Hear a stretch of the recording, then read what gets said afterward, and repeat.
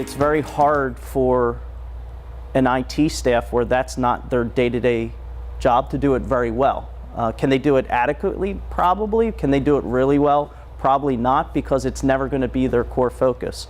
And for companies that believe that they can chase that, it's obviously going to become very expensive, because you're going to have to buy specialists that focus solely on that, because if you simply share that time with somebody that's fixing help desk computers, now you have somebody that's running around fixing a laptop as opposed to making sure that your network is secure.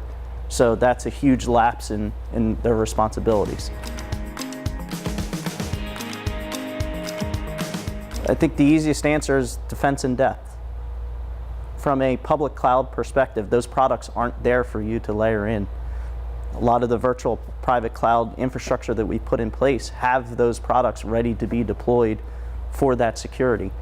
The onus is still on you as the customer using the public cloud to continue to build those products on top of your infrastructure, no differently than you would have to do it on site.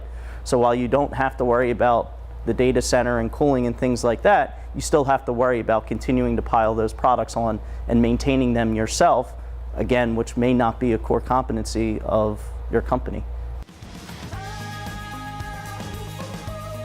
Yes, I mean, it's a very attractive target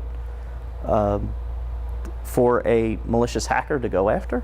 You know, like you said, you brought up two things. One, it's a huge number, and two, if you get one, you might get multiple. And you know, hitting the jackpot there is obviously a huge concern from a risk perspective. At the same time, when you compare it to, you know, a private cloud or a virtual private cloud, they are constantly looking at ways to both enhance and monitor their security from a platform perspective, whereas a public cloud, while they protect their infrastructure from a rudimentary standpoint, they're not necessarily looking at individual customers, because for them, they just look at it as resources, and you're consuming resources, and if those are being attacked, well, that's your problem, as long as their underlying infrastructure is safe.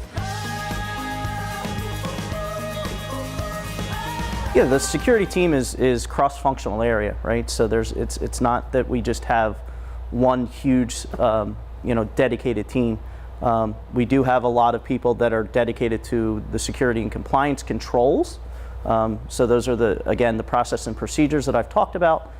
But there are also, whether it's data engineering, compute engineering, voice engineering, systems engineering, you know, we have specialists that, you know, look at things from fraud detection to you know, DDoS mitigation to security and awareness threats, whether it's, you know, CERT advisories or FBI notices or anything that comes out from a notification standpoint. So it's a conglomerate across functional area. There are at least one or two people within each major engineering that focus on security, as well as the compliance and security team here, which is made up of, you know, about 4 to 5 people.